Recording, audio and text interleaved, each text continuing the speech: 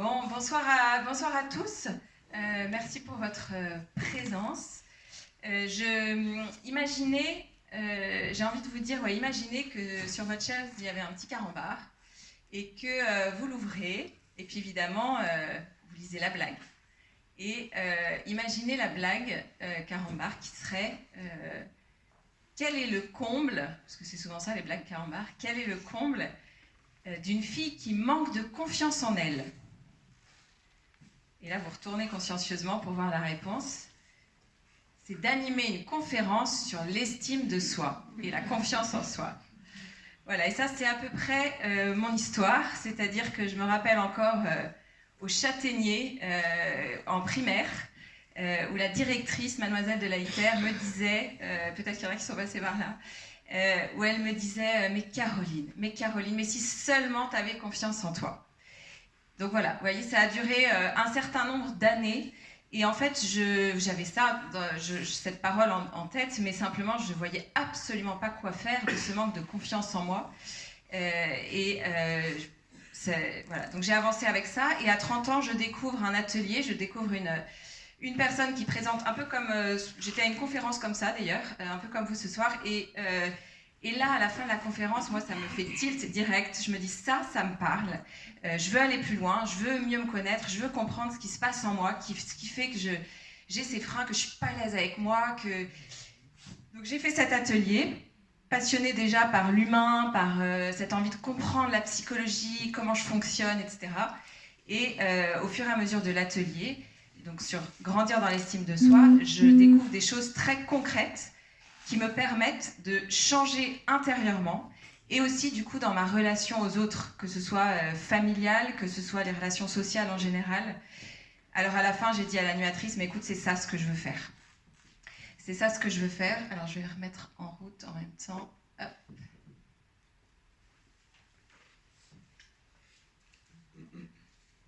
Ça va se remettre.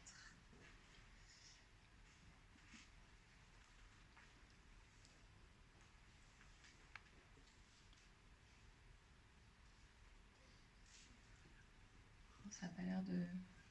On va attendre 2 minutes. Ça se met en route. Mais voilà, c'est ça. Et du coup, c'est à la fin de cet atelier où l'animatrice m'a dit, bah écoute, voilà, la formation, c'est ça, etc. Et je lui ai dit, mais vraiment, moi, c'est ça ce que je veux faire. C'est ça ce que je veux transmettre, c'est ça ce que je veux faire vivre, faire découvrir à d'autres. Parce que l'estime de soi, ça se développe, en fait. Il n'y a pas une... Moi, jusqu'à mes 30 ans, jusqu'à ce que je découvre ça, je me disais, je suis comme ça et je ne peux pas faire autrement. Et en fait, j'ai découvert dans cet atelier que c'était possible de grandir dans l'estime de soi. C'est possible de développer ça.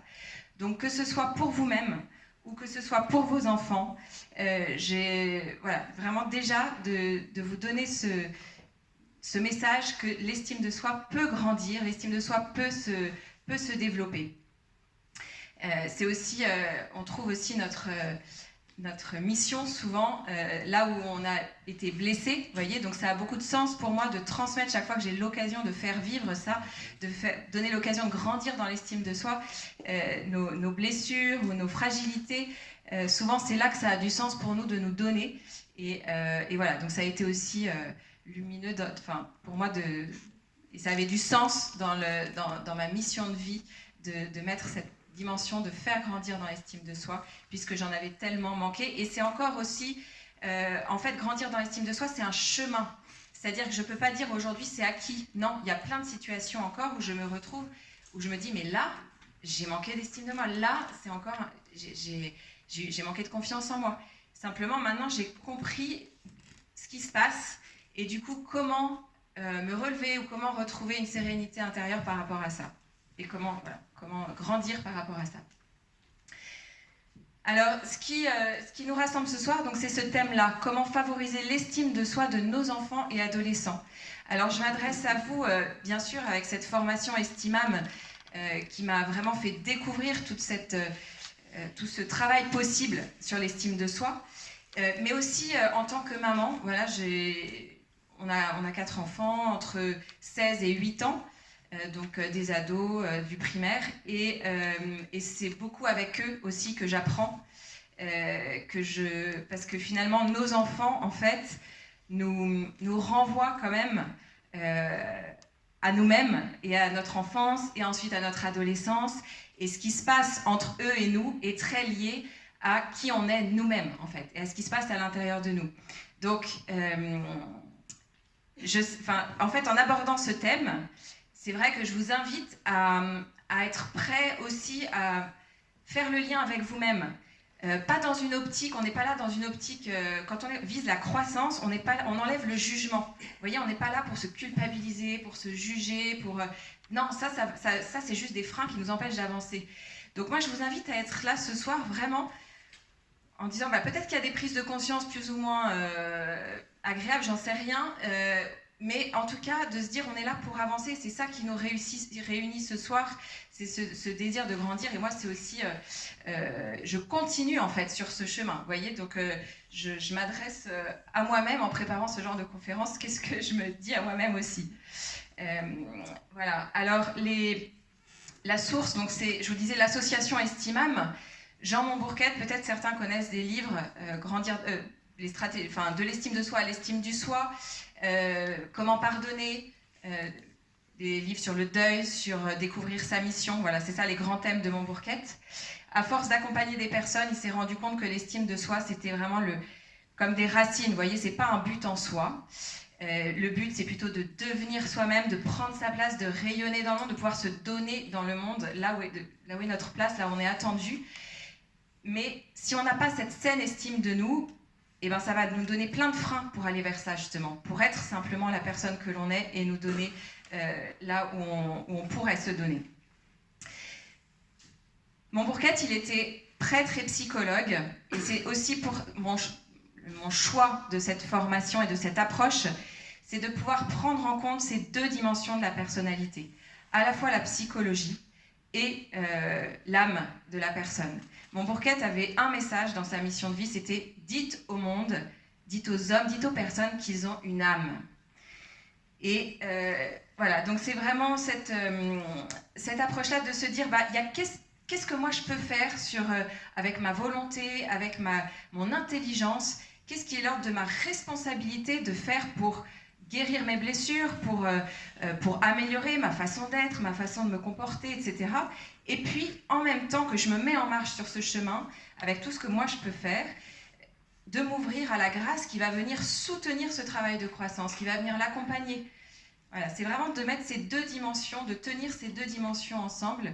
Qu'est-ce qui est de ma responsabilité, et tout en s'en remettant aussi, en faisant confiance à celui qui nous accompagne dans notre croissance et qui désire plus que tout cette croissance pour nous.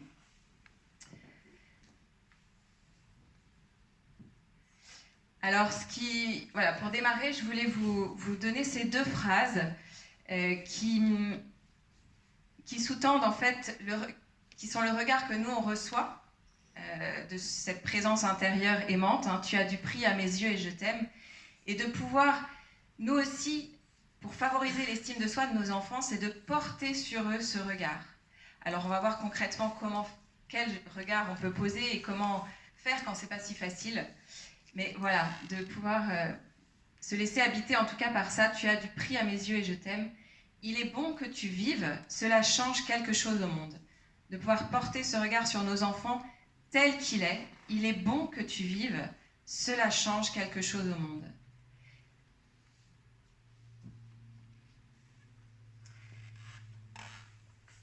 Alors, en vous accueillant ce soir, avant de rentrer dans le vif du sujet, j'ai juste envie de vous dire que peut-être à l'intérieur de vous, il y a peut-être une part de vous qui n'a pas trop envie d'être là, qui se dit « oh là là, on va me dire que tout se joue avant 6 ans, et moi, mon dernier a déjà 10 ans, donc c'est foutu, ça va être l'horreur, j'en ai ras-le-bol de ces trucs, etc. » Et puis, il y a peut-être une part de vous qui est là parce qu'elle a justement envie de grandir, d'avancer, de mieux comprendre.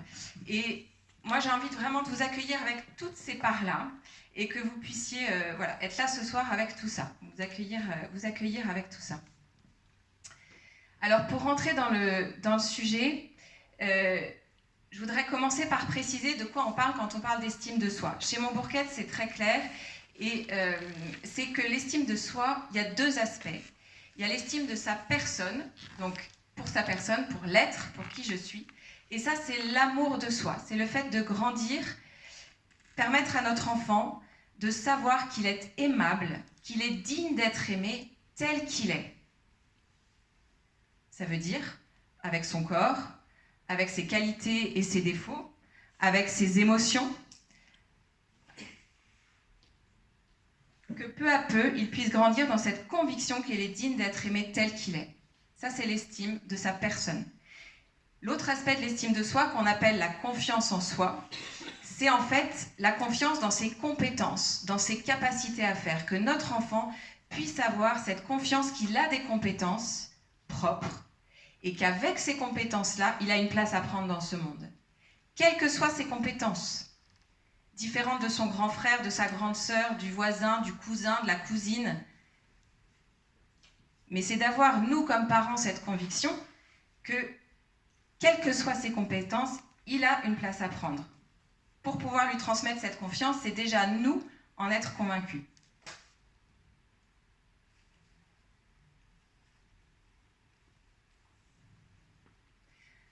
Alors cet amour de nous et cette confiance en nous, alors une chose que je voudrais préciser quand même, c'est qu'on a besoin des deux. Vous voyez, tout le monde a besoin des deux. C'est un peu comme les deux jambes sur lesquelles je me tiens debout là. Pour que votre enfant se tienne debout dans la vie, et vous aussi d'ailleurs, il y a besoin de se savoir aimer tel que je suis et avoir confiance que je suis capable d'apporter quelque chose. Alors, qu'est-ce qui se passe si on manque de l'un des deux? C'est possible qu'on ait nous-mêmes ou dans nos enfants, l'un qui peut avoir une bonne confiance en lui et manquer d'amour de lui, ou l'inverse.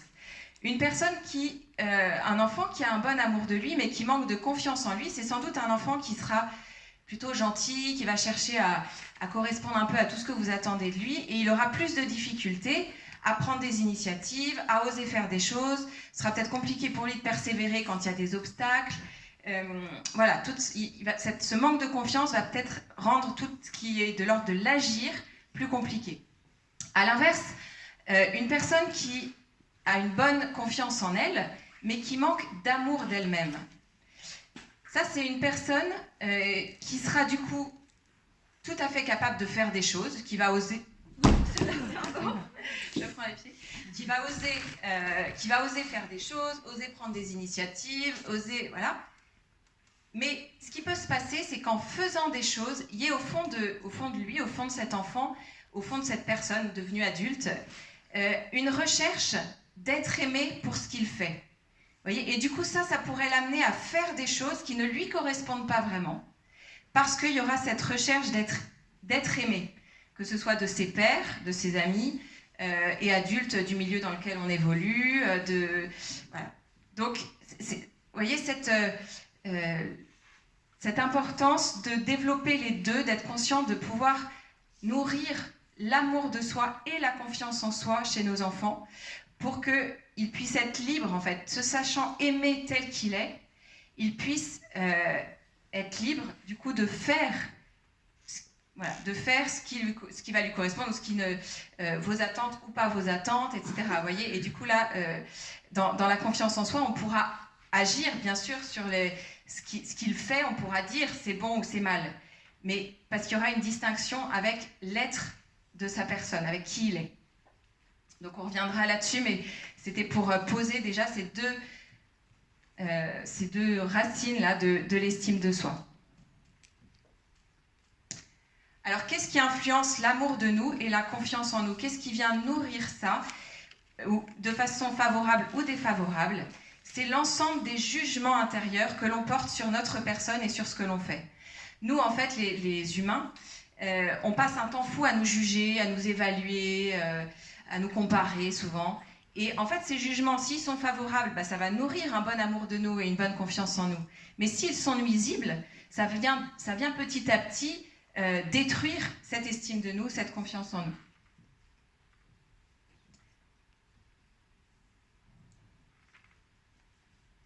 Alors, de quoi sont faits ces jugements? De quoi sont faits ces jugements intérieurs? Ces jugements intérieurs, ils s'expriment en nous à travers nos sens. À travers nos sens externes, comme la vue, l'ouïe et le toucher. De la même manière, on a des sens intérieurs. La vue, bon, c'est ce qui vous permet, le sens externe, c'est ce qui vous permet de me voir maintenant. Nous avons tous la vue, le sens visuel intérieur. Quelle image j'ai de moi? Quand vous pensez à vous, quelle image vous avez de vous? Expérimentez-le pour vous-même. Quand vous pensez à vous, quelle image vous avez de vous? Est-ce que vous voyez plutôt à travers un défaut physique? Est-ce que vous avez une image plutôt globale de vous? Quand vous pensez à ce que vous faites, est-ce que vous êtes une personne qui se voit plutôt réussir ou qui se voit plutôt rater dans ses échecs, dans ses erreurs?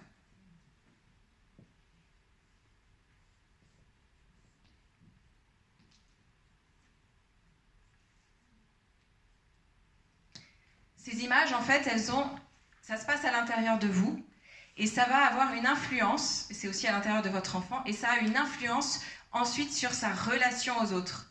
Vous voyez, un enfant qui vous demande telle paire de chaussures, telle suite, etc., c'est un enfant qui sans doute est visuel, et assez visuel. Et pour qui l'image, du coup, qu'il a de lui est importante. Ça va influencer sa confiance en lui et son estime de lui, son amour de lui. Donc voilà, à un certain âge, conscient de ça, en fait, ça permet de lâcher sur certains trucs parce que on sait que ça peut favoriser, du coup, chez cet enfant-là. Moi, je le vois dans les miens. Il y en a un qui est très attentif et qui me demande telle paire de chaussures, etc. Un autre qui en a rien à foutre. Et voilà, c'est qu'ils sont pas sensibles à la sensibilité, ils sont pas sensibles aux mêmes choses. Mais donc, ayons conscience que ça a une vraie influence sur l'estime de nous. Comment je me parle?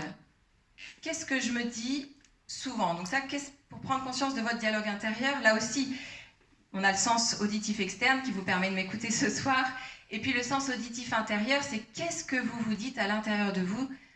Par exemple, dans une situation, imaginez, vous sortez d'une réunion où vous avez présenté un truc, mais personne n'a trop compris, vous n'êtes pas hyper content de la façon dont ça s'est passé. Qu'est-ce que vous vous dites?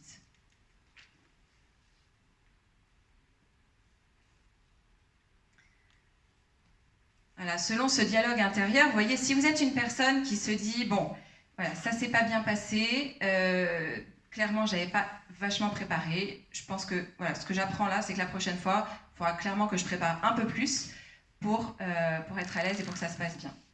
Ou alors, est-ce que vous êtes une personne qui va se dire, ah non, mais là, j'ai vraiment fait que de la merde, c'est l'horreur, je suis complètement nulle, de toute façon, ce poste, je ne sais pas si je suis à la hauteur, franchement, ce poste, je ne sais pas s'il est fait pour moi d'abord. Voilà, donc c'est juste de prendre conscience en fait. Prendre conscience de ce que vous vous dites parce que ça va s'entendre. En fait, vos enfants, ce qu'il y a dans votre dialogue intérieur, que vous le disiez ou pas, ça va s'entendre. Les enfants sont comme des éponges. Ce que vous vous dites de vous-même et ce que vous vous dites sur eux, non mais celui-là franchement, mais qu'est-ce qu'on va faire de lui là? Je sais pas, là il fait rien, de toute façon, il est incapable, il ne sait pas se mettre au boulot. Bon, si vous avez ce dialogue sur votre enfant, même si vous ne lui dites pas, il va le percevoir. Il va percevoir qu'il y a une désespérance ou un manque de confiance ou quelque chose qui... Il pourrait lui-même, du coup, s'approprier ce dialogue, se dire, en fait, ouais, qu'est-ce que je vais faire? De toute façon, je ne suis pas capable de faire rien, j'y arrive pas. Vous voyez, donc c'est l'impact de prendre conscience de l'impact de ce dialogue intérieur du vôtre et du coup celui de votre enfant. Alors la bonne nouvelle, je vous la dis tout de suite, c'est que comme ça se passe à l'intérieur de nous, on peut changer. Vous voyez, quand on n'a pas conscience des choses, et c'est pour ça que j'aime tellement le développement personnel, la connaissance de soi et tout, c'est que tant que je n'ai pas conscience des choses, les choses agissent malgré moi. Quand je commence à avoir conscience de tout ça, je peux devenir acteur, vous voyez, je peux agir. Et peut-être que je peux avoir ce dialogue intérieur qui me vient, mais je peux du coup, conscient de ça, je peux le transformer peu à peu.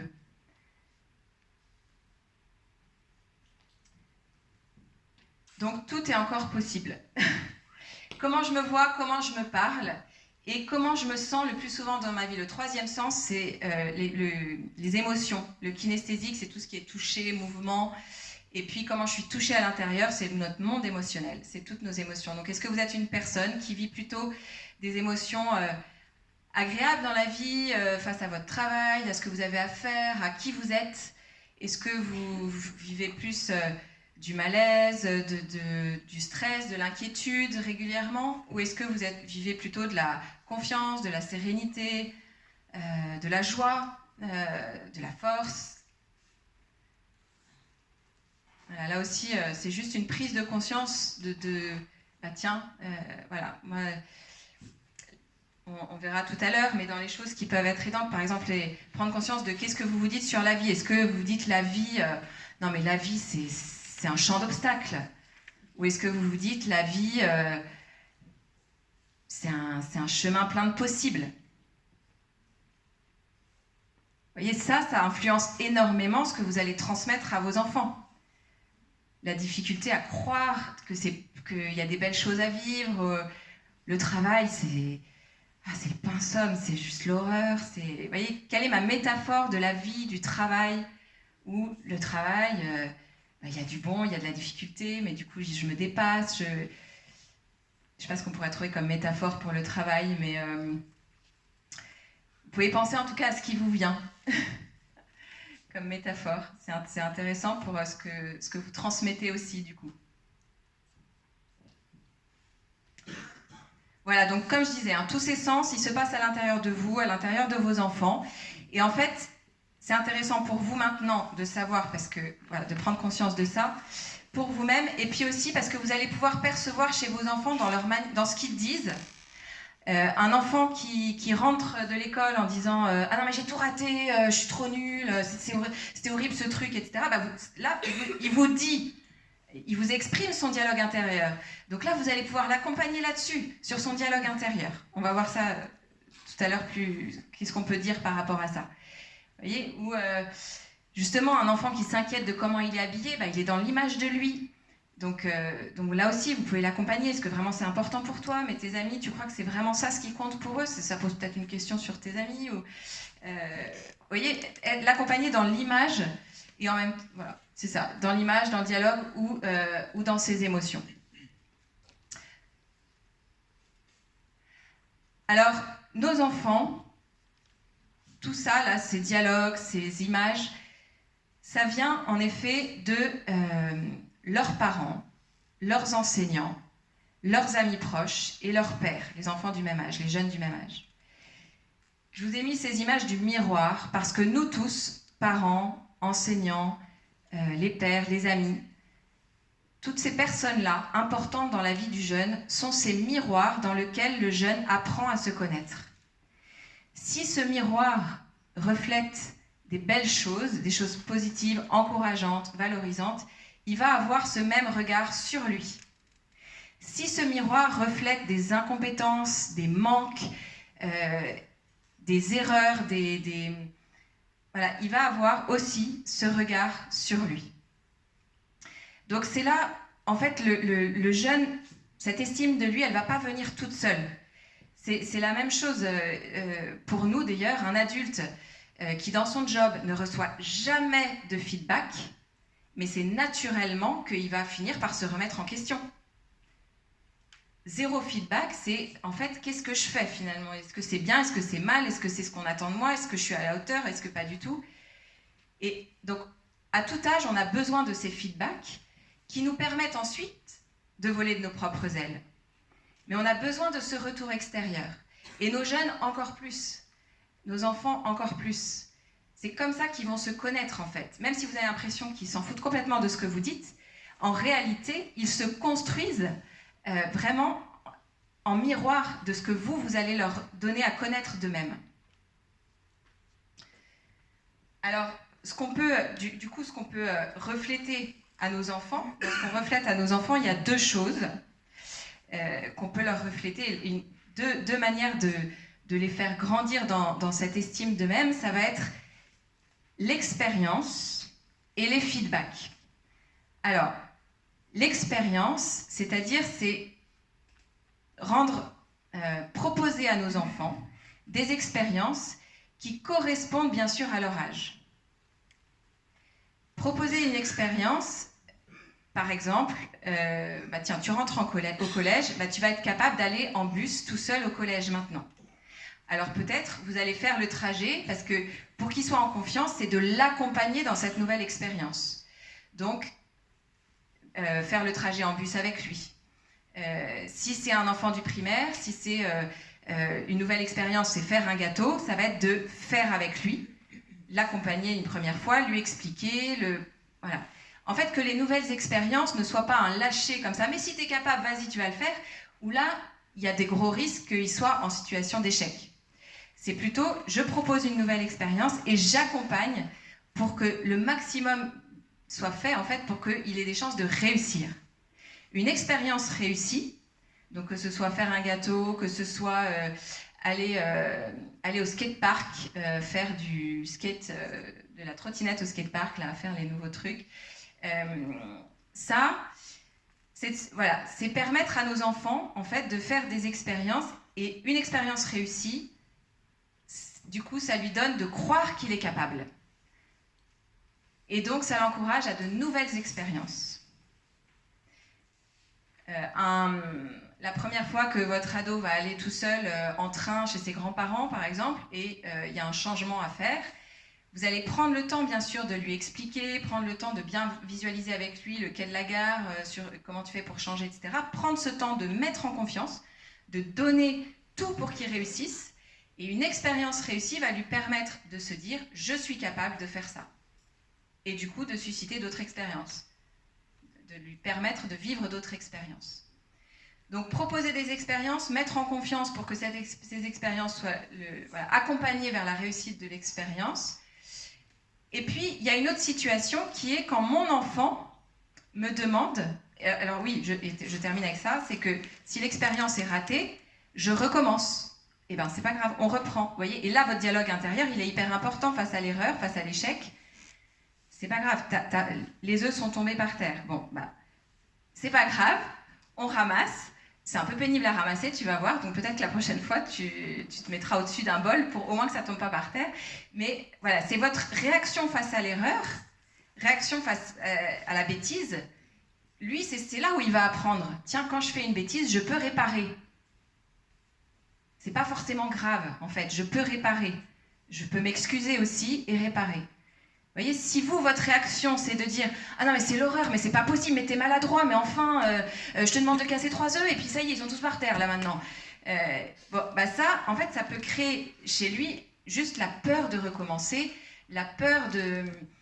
C'est là où commence le manque de confiance en soi. C'est « j'ai pas été capable de faire ça », vous voyez.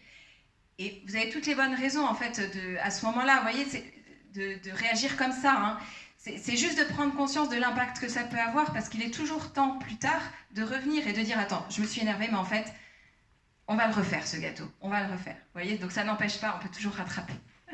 On peut toujours rattraper. Voilà, on va...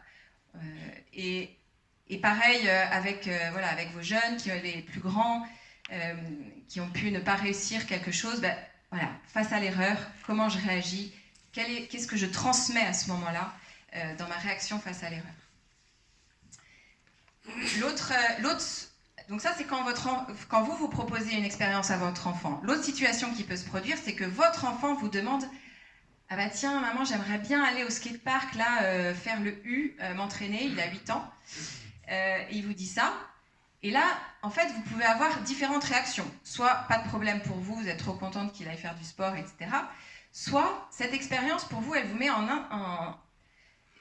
inconfort, vous avez peur qu'il rencontre n'importe qui au skatepark, par exemple, ou vous avez vous-même, vous n'êtes pas hyper... vous n'avez pas un équilibre génial, donc vous imaginez qu'il va tomber, qu'il va se faire super mal, il risque de se casser les dents, voilà. Donc ça, c'est juste des freins. En fait, c'est de prendre conscience à ce moment-là que nos peurs, c'est de faire le discernement. D'où vient le fait que je dise non à cette expérience que lui veut faire? Est-ce que c'est un choix libre? En fait, je ne veux pas que tu fasses ça. Voilà, je préfère attendre un an. Je préfère attendre l'année prochaine. Là, voilà. Donc, je ne veux pas. Si vous sentez au fond de vous que ce qui se passe, c'est qu'en fait, vous avez super peur, c'est intéressant de se dire, bah, en fait, de quoi là, de quoi j'ai peur pour faire la part des choses entre vos peurs et sa demande. Est-ce que vous avez ces peurs, elles sont liées à une expérience que vous avez eue et qui s'est mal passée. Je prends un exemple d'un enfant plus âgé qui commence à sortir place d'Hume, place du marché, pour ceux qui ne sont pas de Versailles. Et là, voilà, bah, y a des copains, ils commandent une girafe de bière et ça commence. Donc, voilà, le sujet de l'alcool peut arriver. Et là aussi, comment moi je vais réagir par rapport à ça? Ça peut être une situation qui crée, qui peut éventuellement créer une peur. Et à ce moment-là, c'est de se dire dans ces situations, c'est juste de prendre conscience de ça. Là, peut-être, j'ai eu une expérience, moi, un des parents peut se dire, voilà, la tentation de dire non ou d'avoir une réaction peut-être rigide à ce moment-là, parce qu'il y a eu une expérience, vous avez vécu une expérience malheureuse au sujet de l'alcool, par exemple, ou vous avez fait une énorme chute en ski ou je sais pas quoi, et du coup, le skatepark, ça vous fait trop la trouille. C'est de prendre conscience de ça, parce que peut-être que du coup, d'en parler avec votre enfant, de dire, bah, tu vois, l'alcool, moi, voilà. Et vous parlez en jeu, et vous racontez. Ben voilà ce qui m'est arrivé, moi, la première fois. Ben voilà, du coup, j'étais pas bien du tout, j'ai plus du tout, je sais même plus ce qui s'est passé. À la fin, finalement, je me suis pas du tout amusée, j'étais super triste. Enfin, en tout cas, de pouvoir parler de votre expérience, ça va créer une relation déjà de confiance avec l'enfant. Selon l'expérience, bien sûr, hein, ça c'est une proposition dans certaines situations qui permet de sortir de il faut ou il faut pas, qui peut être difficilement entendable pour les jeunes, parfois, les ados en tout cas.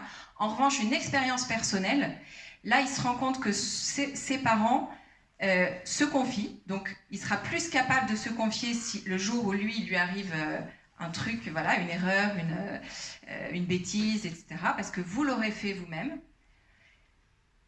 Et voilà, et ça va avoir du coup créé cette relation de confiance qui est tellement importante avec les ados, même si on a l'impression qu'ils en ont rien à foutre de nous, les parents, en fait, leur estime d'eux-mêmes se construit à partir de la relation qu'ils ont avec vous. Si vous maintenez une bonne relation avec eux, en fait, leur estime d'eux-mêmes, elle se construit. Et elle va être très liée à la relation qu'ils ont avec vous.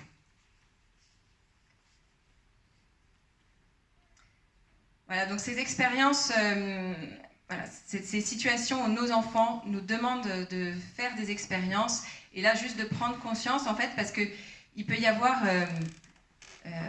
voilà, les deux, ça peut, nos peurs peuvent finalement du coup brimer cette confiance de l'enfant, mais voilà, c'est aussi une autre manière de prendre en compte nos peurs, c'est de les écouter. La première chose déjà, c'est de les écouter hein, pour les conscientiser, et puis ça peut être aussi que, bah, ok, j'entends que tu veux, par exemple, aller au skatepark, mais je te demande, est-ce que tu serais d'accord, je voudrais que tu ailles avec un copain, donc qui tu veux qu'on appelle, pour que vous y alliez à deux, je serais plus confiante que vous y alliez à deux. Et là, vous prenez en compte votre peur qu'il soit avec n'importe qui se retrouve entouré de gens, vous ne savez pas qui c'est, etc.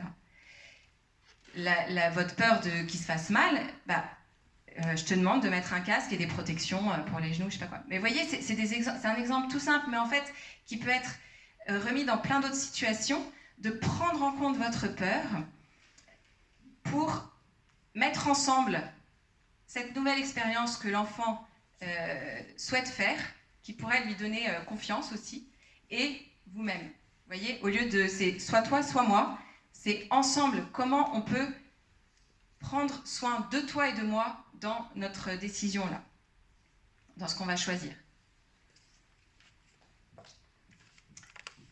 Ça va? Ça vous parle? Ouais? Voilà. Alors, l'autre chose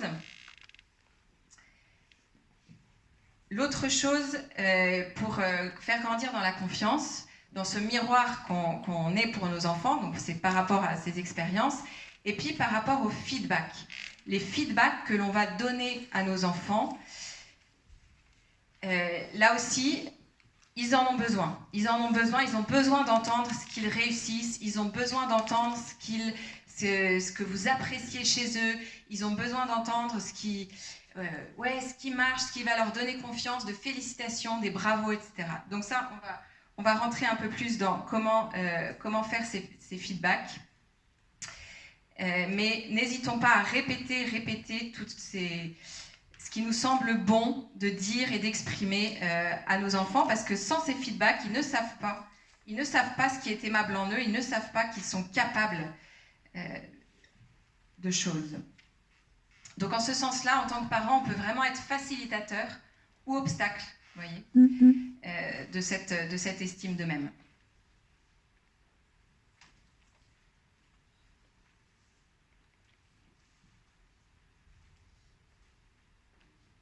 Voilà, alors ce regard qu'on peut poser sur nos enfants, je trouvais que cette phrase était belle. Les regards qui nous sauvent sont les regards qui nous espèrent.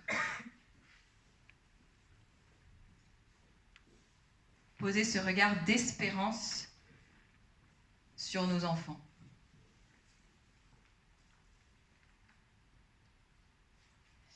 Alors, qu'est-ce qui va permettre de grandir dans cet amour d'eux-mêmes et dans cette confiance en eux? C'est de pouvoir accueillir les marques d'affection que vous leur donnerez. Alors, vous pouvez pas, on n'a pas d'impact, nous, on ne peut pas les forcer à accueillir ce qu'on leur donne. Ça, c'est leur liberté. C'est ce qui fait qu'en fait, on peut favoriser, c'est pour ça que j'aime bien ce mot de favoriser, on peut favoriser cette estime de soi chez nos enfants, mais on ne peut pas, il n'y a pas d'automatisme. Il y a notre part à nous, mais la part de l'enfant, c'est de recevoir ce qu'on lui donne ou pas. Peut-être qu'il aura besoin d'autre chose à certains moments. Voilà. Mais en tout cas, nous, on peut favoriser cette estime d'eux-mêmes en leur donnant ces marques d'affection et ces marques d'attention. La différence que je fais, donc marques d'affection, elles sont gratuites. C'est ce que vous allez donner à votre enfant de façon gratuite.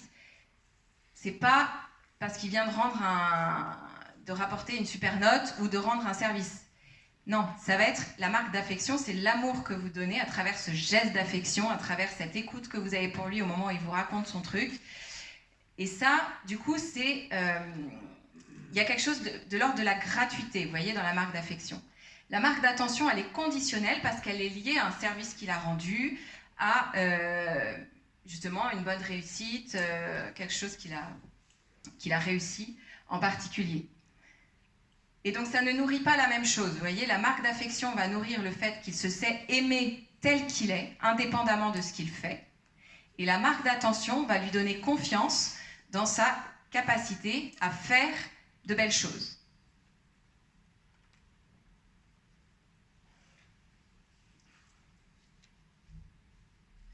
Alors, je précise, avant de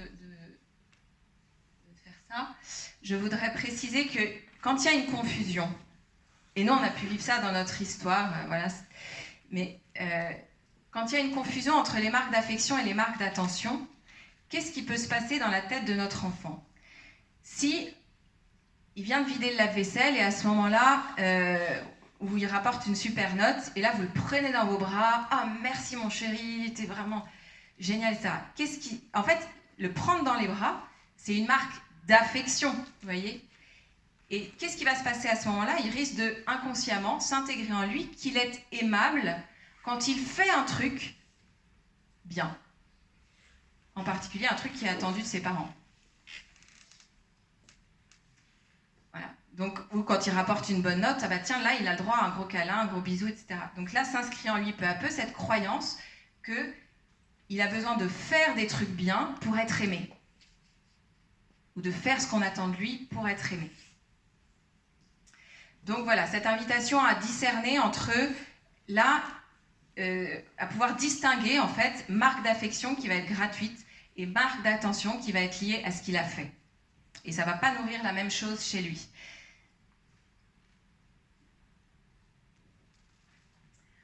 Alors je vous invite à prendre un temps maintenant, déjà pour vous-même en fait, de prendre conscience pour vous-même de marques d'affection ou de marques d'attention que vous avez pu recevoir depuis ce matin.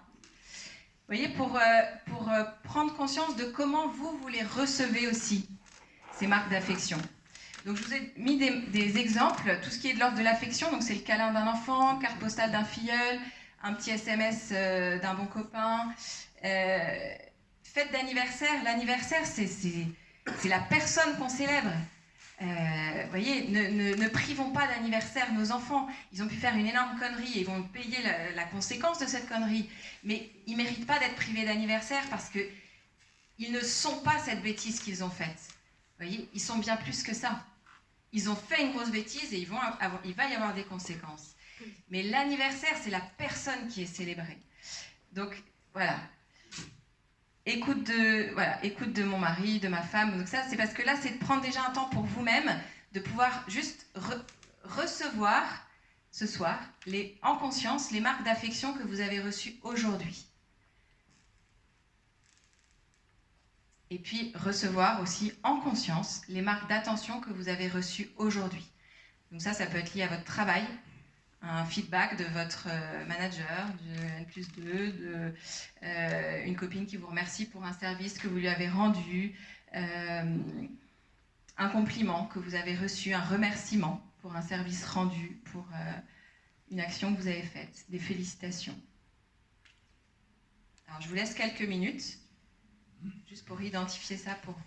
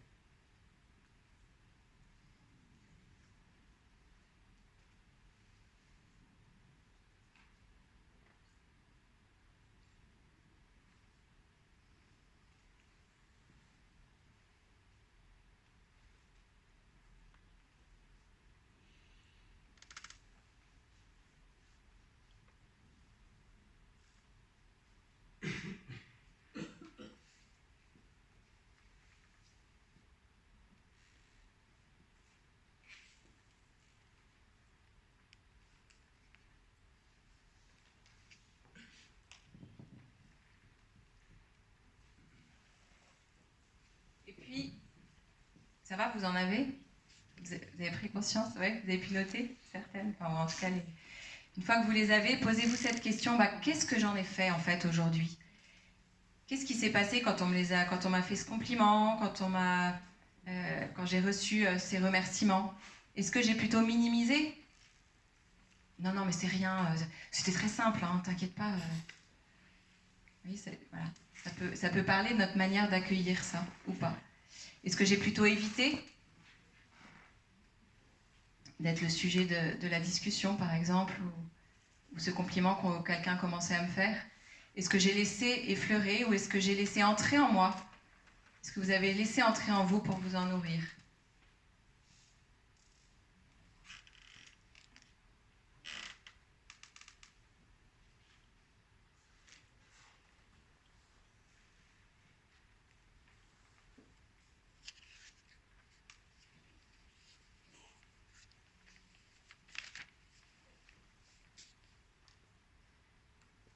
Voilà, prendre conscience de ça, c'est...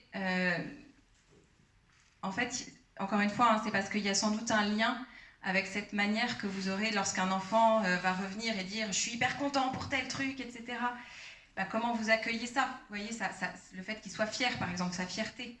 Si vous avez tendance à minimiser tout ce qui peut susciter votre fierté pour vous, ce sera compliqué d'aller accueillir celle de votre enfant et de l'encourager, du coup, dans sa fierté, vous voyez ? S'il y a une peur de la fierté chez vous, un souci de minimiser ça. Voilà. Donc juste de prendre conscience de ça, que c'est possible de faire autrement et d'accueillir simplement. Ce serait comment si j'accueillais simplement ce que je recevais, si j'accueillais ce compliment qu'on m'a fait, si j'accueillais cette marque d'affection que j'ai reçue. Qu'est-ce que ça pourrait changer ?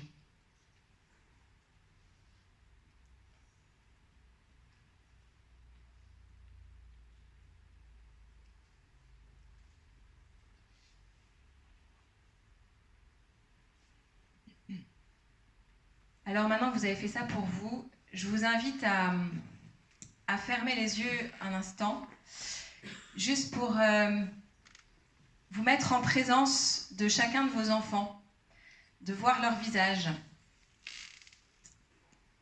Et vous reconnecter maintenant à tout l'amour que vous avez pour eux.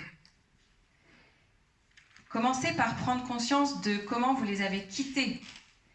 Peut-être que c'était une engueulade avec l'un d'eux, un gros coup de colère, une déception, un sujet d'inquiétude qui a été évoqué. Voilà. Conscient de ça, vous laissez passer ça. Vous y reviendrez le moment venu. Et maintenant, vous laissez monter en vous tout votre amour de parents, de père, de mère, en voyant son visage. Et en voyant le visage de vos enfants, en étant liés à tout en laissant cet amour s'exprimer en vous, laissez monter en vous une marque d'affection que vous aimeriez leur donner, ou une marque d'attention par rapport à quelque chose qu'il a réussi.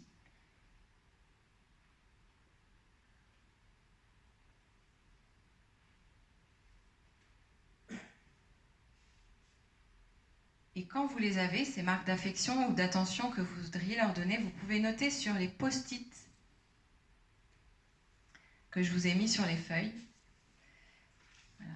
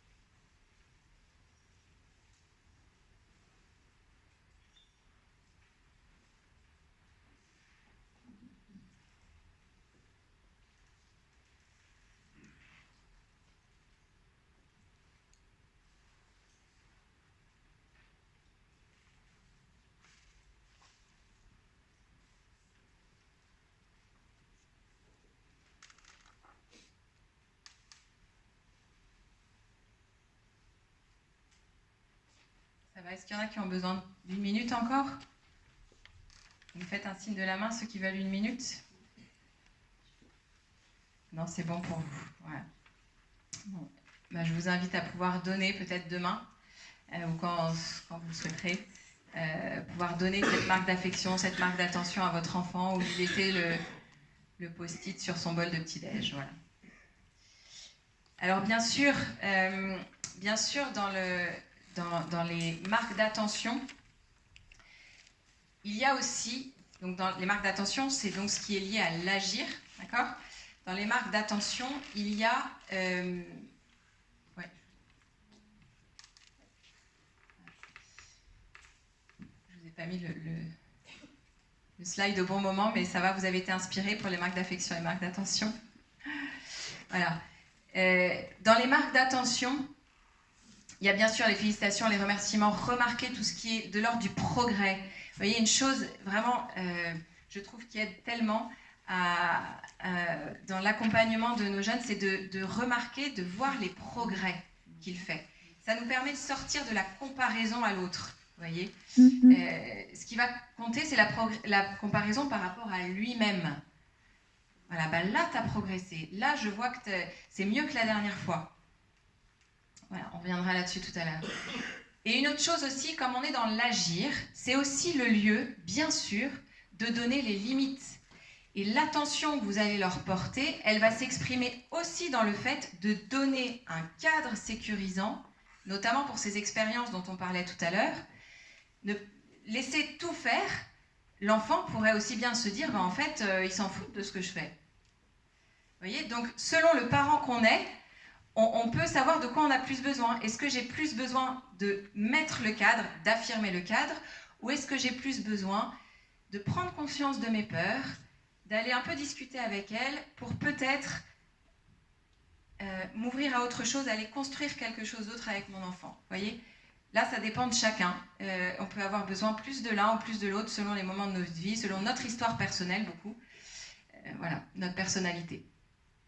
Mais oui, l'enfant a besoin de limites.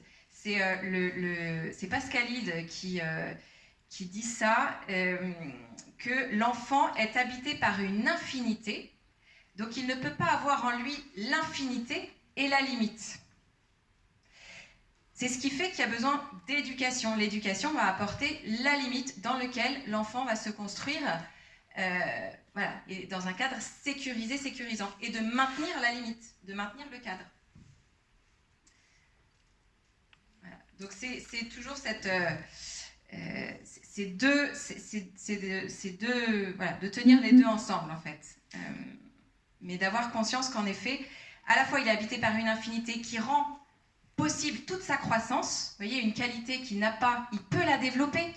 Il peut apprendre une compétence où il est moyen, il peut la développer. Ou alors, il n'a pas cette compétence, il va en développer une autre. Mais il y a plein de choses qu'il peut développer, vous voyez. C'est ça, cette infinité, elle permet ça aussi. Et en même temps, elle demande aussi, du coup, un cadre et des limites. Voilà. Et Christophe André, par rapport à ça, il dit aussi, je trouve c'est intéressant, de mettre un équilibre entre la sécurité, c'est-à-dire montrer à l'enfant qu'on l'aime, c'est ça qui lui donne sa sécurité intérieure, et puis lui rappeler les règles, la loi. En fait, on ne vit pas dans une société sans loi, donc ça commence, l'apprentissage de la loi commence bien sûr à la maison, à l'école, etc. Voilà, je trouve que c'est important aussi de... Enfin voilà, c'était important pour moi de vous dire ça. Et selon, voilà, c'est vraiment, je trouve que selon le parent qu'on est, on peut avoir besoin de l'un ou de l'autre. Voilà. Moi, j'ai eu besoin d'affirmer davantage le cadre. J'étais plus, j'ai pris conscience que j'avais plus tendance peut-être, pour être aimée de mes enfants, à avoir cette difficulté à dire non. Et voilà. Et donc, j'ai de pouvoir travailler l'amour de moi, grandir dans l'amour de moi, et que je reste cette mère aimée, cette maman aimée, et que je dise oui ou que je dise non. Voilà. Et pour d'autres, ça peut être autre chose, mais voilà. Pour d'autres, il y a cette facilité à dire non, et du coup, peut-être d'aller interroger ça. Qu'est-ce qui fait que je dis tout le temps non, que j'ai peur quand c'est de telle et telle chose, voilà. Alors,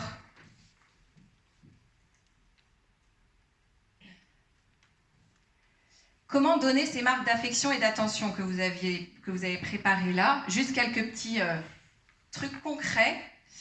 Pour continuer dans le concret, d'abord les marques d'affection. Donc je vous ai dit, juste adresser ces paroles ou ces gestes à la personne et non à ses actions. C'est cette distinction entre l'être et l'agir. Voilà. Ton comportement peut être bon ou mauvais, mon amour demeure. C'est la première expérience d'amour inconditionnel que l'enfant fait. Cet amour inconditionnel qui vient du plus profond de nous. Et puis, comment donner des marques d'attention? Employez le message en « je ». Plus vous parlez en « je », plus ça a du poids aussi pour votre enfant, plus c'est concret. Voilà, au lieu de dire « tu es ordonné », qui serait comme une étiquette que je lui colle, bah, « toi, tu es ordonné », plutôt « j'apprécie que ta chambre soit rangée aujourd'hui ». Je te remercie d'avoir rangé ta chambre aujourd'hui. Vous voyez, mais en « je ». Vous parlez de vous. Et voilà, ça a un impact. Ça évite de lui mettre une étiquette sur la tête qui serait peut-être enfermante. Ou, voilà. Évitez de complimenter en comparant à une autre. Ah bah ta chambre est quand même vachement plus en ordre que celle de ton frère. Ou au contraire, dire au frère, bah, t'as vu la chambre de ta sœur, ce serait bien que tu fasses pareil. C'est pas ça l'objectif dans la vie, qu'il fasse pareil que sa sœur. En revanche, juste simplement, je te demande de ranger ta chambre. Voilà, c'est ça. Et donc éviter la comparaison à l'autre parce que voilà, ça nourrit vraiment la mésestime de soi, hein, d'être comparé à l'autre. Faire grandir l'estime de soi, c'est avoir cette conviction, vouloir faire grandir l'estime de soi, c'est cette conviction que mon enfant est unique, comme vous-même vous êtes unique dans votre être. Peut-être que certaines compétences, vous avez un collègue qui fait plus ou moins la même chose que vous, mais on est dans l'agir, dans les compétences. Dans votre être, vous êtes profondément unique. Et donc, de fait, nos enfants le sont aussi. Remplacer le « mais » par « et ». Alors ça, c'est en effet parce que le « mais », vous voyez, si vous faites un compliment et que vous terminez par « mais quand même, t'as pas fait ça », bah, du coup, ça annule. L'enfant ne va même plus entendre le compliment. Il sait qu'après, il y a un « mais » pour aller accentuer sur un truc qu'il a loupé, qu'il n'a pas fait, qu'il a raté. Voilà. Donc, se dire que je peux remplacer le « mais » par « et », et en plus, je te demande de, ou « et en plus, ce serait bien que… » Voilà. J'apprécie que tu aies rangé ta chambre, et est-ce que tu pourrais aussi mettre ton linge sale dans le panier ? Voilà. Donc, bon, c'est des exemples concrets, mais c'est des choses que vous pouvez garder dans toutes les situations, vous voyez. Le message en jeu, c'est très précieux de partir de vous, en fait. Qu'est-ce que je veux dire à mon enfant ? Alors ça, je voulais vous présenter ce schéma de la personnalité. En fait, c'est ce qui sous-tend l'approche Montbourquette. C'est ce qui permet aussi de comprendre certaines de nos relations à nos enfants. Je ne vais pas être très longue parce que ça pourrait vous sembler un peu théorique, mais pourtant c'est concret, donc je vais tâcher de vous le présenter de façon concrète. Ce schéma de la personnalité, il vient de Carl Jung. Carl Jung était un disciple, enfin pas un disciple, un contemporain de Freud. Ils ont travaillé ensemble à un moment, ils se sont dissociés à un moment.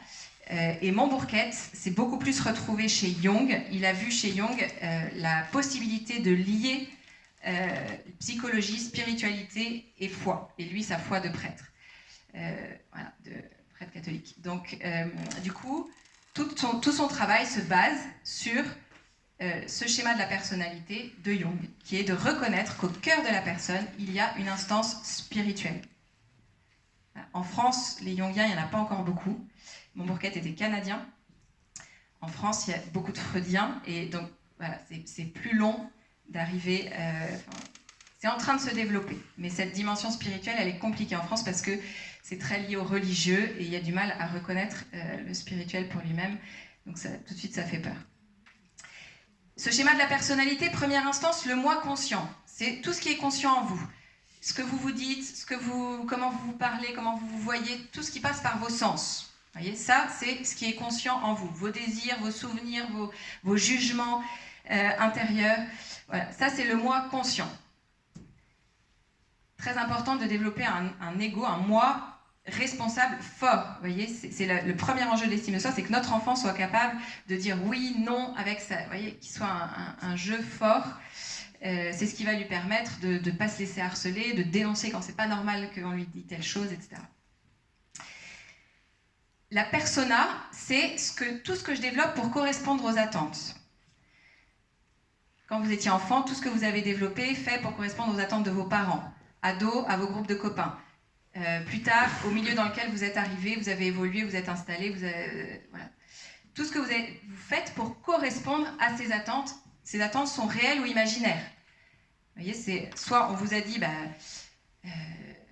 il y a des attentes où on vous les a vraiment, des injonctions qu'on vous a données, qu'on vous a dites, mais il y en a, c'est juste vous imaginez. Je m'imagine qu'habitant au Chesnay, voilà, si j'ai une maison, il faut que je refasse tous les travaux, il faut que j'ai tout nickel avant de pouvoir inviter. Bon, je prends un truc énorme, mais c'est juste, vous voyez, cette injonction, personne ne vous a jamais dit ça, mais il se pourrait que ce soit juste, vous l'ayez intégré comme ça, un peu inconsciemment. Donc tout ce que je développe pour correspondre aux attentes, ça va être des traits de tempérament, des émotions. Les émotions, c'est intéressant de se dire, voyez, par exemple, si dans votre famille, on vous a dit, non mais c'est les faibles qui pleurent, toi t'es courageux quand même, c'est bon, y a plus grave dans la vie. Peut-être que peu à peu, vous avez appris à vous montrer face à vos parents courageux, je ne pleure pas, et du coup les larmes, la tristesse, ces moments de faiblesse, c'est resté dans votre ombre. L'ombre, c'est le verso de la persona. ce que je développe pour correspondre aux attentes, du coup, fait que sans doute il y a des choses en moi que je n'ai pas développées par peur de ne pas correspondre à ces attentes. Donc ça peut être voilà, des émotions, des façons d'être, des traits de tempérament, de caractère. Et ça, c'est intéressant de comprendre que c'est possible que chez nos enfants, il y en ait un qui reflète un trait de notre ombre. Si je vous donne un exemple personnel, moi je suis naturellement très sérieuse, je suis une aînée de famille en plus, donc hyper responsable, j'ai toujours fait ce que mes parents pouvaient, j'imaginais ce que mes parents attendaient, mes professeurs attendaient, voilà, donc très sage, pas de bêtises, voilà. Et j'ai une fille qui, depuis toute petite, est très rebelle dans l'âme. Elle a quelque chose, en tout cas, de rebelle, de très drôle. Elle rigole énormément, elle me laisse des messages, elle se marre au téléphone, etc. Et en fait, au début, moi, j'étais là, mais c'est pas possible, elle va jamais s'arrêter de bouger, elle va jamais s'arrêter de rire. En fait, moi, je ne comprenais pas ce comportement, j'étais complètement... ça me faisait peur, je me disais, mais à l'école, elle se marre, voilà. Et en fait, j'ai réalisé que mon enfant représentait comme un aspect de moi que je n'avais pas développé. Voilà. Et du coup, en m'ouvrant, en me disant, mais tiens, en fait, qu'est-ce que ça a de bon, ça, le fait de rire, de prendre les choses plus à la légère? Bah, ça permet de se détendre, de relativiser, de vivre les choses, ben voilà, il y a une mauvaise note et je continue, je persévère, parce qu'en fait, c'est pas si grave. Il y avait quelque chose de très positif en elle qui, moi, me manquait terriblement. Donc, en fait, de m'ouvrir à sa joie pour pouvoir se compléter. Vous voyez, que mon sérieux et sa joie puissent se compléter. Et c'est possible comme ça que dans nos familles, on ait des enfants qui portent un trait d'un truc qu'on n'a pas du tout développé. Si vous êtes ingénieur de père en fils et qu'il y a un enfant complètement artiste, bon, voilà, ça peut surprendre, mettre mal à l'aise, on ne sait pas comment faire, qu'est-ce qu'on va faire de ça, mais non, mais il va jamais réussir sa vie s'il fait du dessin et du théâtre, mais comment il va vivre, etc. Vous voyez, parce que, voilà, c'est juste qu'on a développé d'autres talents et autre chose, et du coup, on n'est pas à l'aise avec ce qu'on n'a pas développé en nous. Mais du coup, c'est de se dire, peut-être, si moi je m'ouvre, je me dis, tiens, qu'est-ce qu'il vient compléter chez moi? Ce qui peut se passer, c'est que du coup, lui aussi s'ouvre à ce que vous allez apporter. Vous voyez, qu'on vienne se compléter. Et que plutôt que la famille soit qu'une famille de sérieux, comme moi j'aurais pu peut-être imaginer, du coup, la famille va être et sérieuse et rigolante, je sais pas quoi, rigolote. Donc, vous voyez, de pouvoir mettre ensemble ces qualités de nos enfants pour que ce soit un « et » aussi. Voilà. Et ton sérieux, et ta joie, et ton humour, et ta légèreté, par exemple. Voilà. Une sérieuse légèreté, une légèreté sérieuse.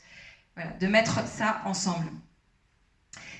Si vous étiez dans une famille où on n'exprimait pas du tout les émotions et que vous avez un enfant qui les exprime énormément, ça peut aussi créer quelque chose une difficulté à comprendre et à accueillir ça, et ce réflexe naturel de vouloir mais non, mais fais pas comme ça en fait, parce que vous n'êtes pas habitué à faire ça, donc fais pas comme ça.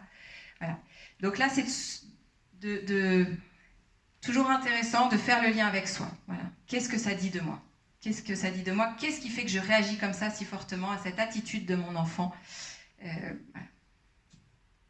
Et puis au cœur de chaque personne, ce grand soi, l'âme habitée par le divin, l'identité profonde qui fait qu'il est unique, cet amour inconditionnel, cette présence aimante au cœur de la personne, c'est aussi le lieu de notre mission de vie, et peu à peu, cette estime de soi de l'enfant va lui permettre du coup de s'ouvrir, de découvrir sa mission à lui dans le monde, grâce à une bonne confiance en lui, et de s'ouvrir à l'amour inconditionnel qui va lui permettre de s'aimer, de se laisser aimer. Plus j'écoute mon enfant, dans ce qu'il plus je me mets à l'écoute de ce qu'il vit, comme je disais, de ses émotions, de ce qui se passe en lui, plus je lui permets de s'écouter, jusqu'à peu à peu aller écouter cette présence divine à l'intérieur de lui. Vous voyez, cette écoute que j'ai de mon enfant, c'est lui permettre à lui, en fait, quand je l'écoute, je lui permets de s'écouter lui-même, ce qui se passe en lui, quand il l'exprime, et du coup d'aller jusqu'à écouter au plus profond de lui. Et c'est tout l'enjeu de faire grandir notre enfant dans l'estime de lui, c'est de le rendre libre, en fait, de le rendre conscient de son intériorité. Ça, c'est le plus grand cadeau pour moi qu'on peut faire à nos enfants dans favoriser l'estime de soi, c'est le rendre attentif à son intériorité, à ce qui se passe en lui. Et plus je laisse des espaces pour le dire, pour qu'il puisse l'exprimer, plus ça va lui permettre du coup de conscientiser, de nommer, etc.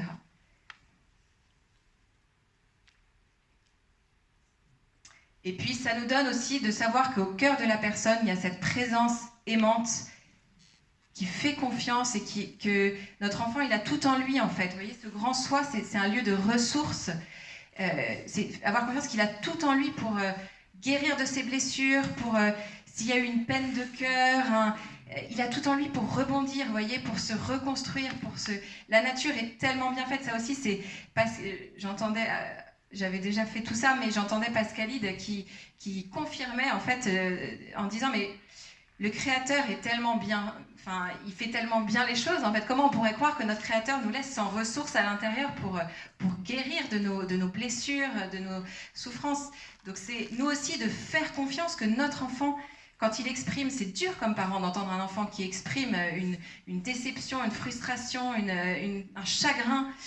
Voilà. Mais c'est de pouvoir l'accompagner en ayant cette confiance qu'en lui, il va trouver le chemin. La paix, les ressources pour retrouver la paix.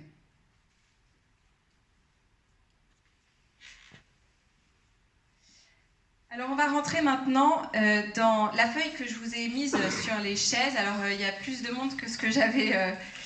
en fait, comme on m'a donné un nombre d'inscriptions, voilà. Donc tout le monde n'a pas cette feuille, mais du coup elle est quand même au tableau. Quelques exemples concrets. On va regarder la colonne de gauche, essentiellement. La première partie, donc c'est haute estime de soi, haute et basse estime de soi pour sa personne. La colonne de gauche, c'est une haute estime de soi. Donc celui qui a une haute estime de soi cultivée, et on va voir en tant que parent comment est-ce qu'on peut favoriser ça. Celui qui a une haute estime de soi, il apprécie son physique et ses qualités. Alors là, c'est notre rôle à nous, en tant que parents, de pouvoir dire à l'enfant, vous voyez, d'être un reflet de ces qualités de notre enfant, hein, comme je vous le disais.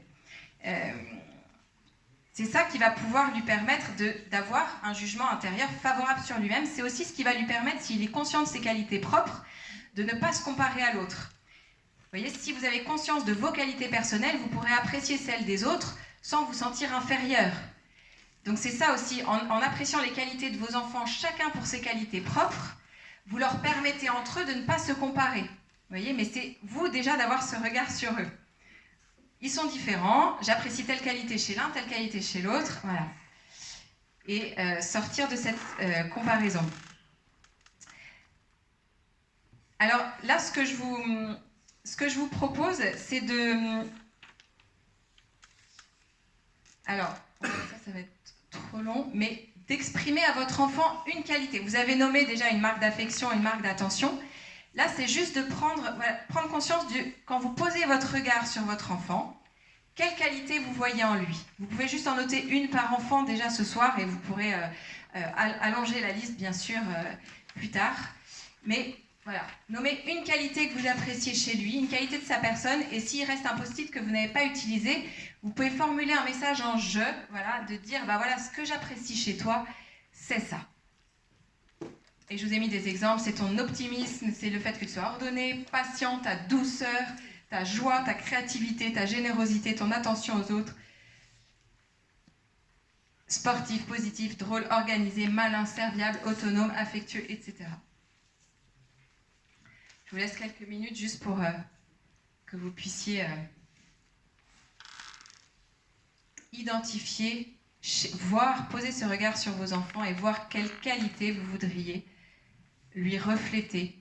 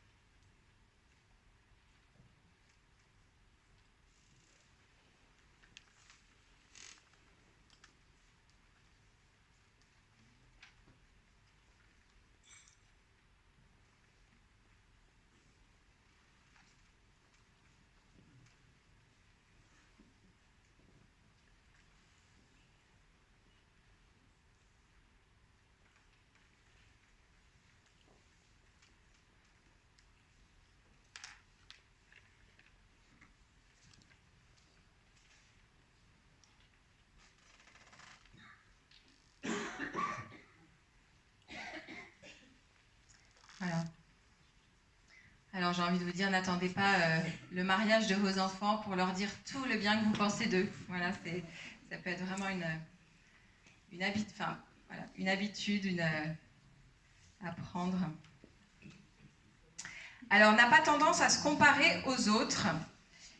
Donc ça, c'est vrai aussi bien pour l'amour de soi que pour ses compétences. Hein.